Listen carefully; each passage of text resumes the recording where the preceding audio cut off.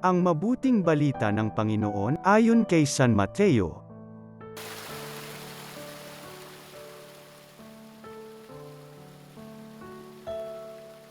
Noong panahong iyon, nang makita ni Jesus ang napakakapal na tao, umahan siya sa bundok.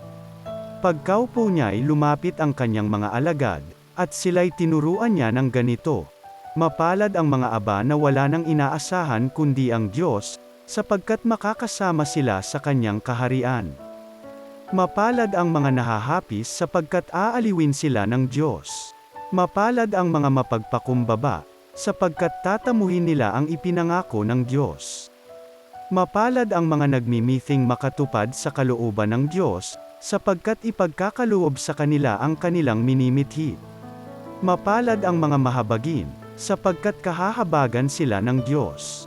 Mapalad ang mga may malinis na puso, sapagkat makikita nila ang Diyos.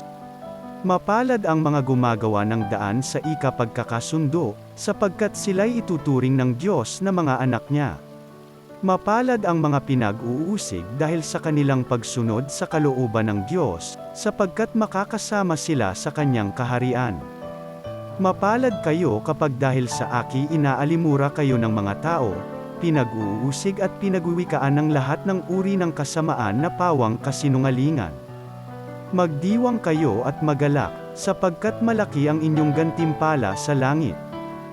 Ang mabuting balita ng Panginoon.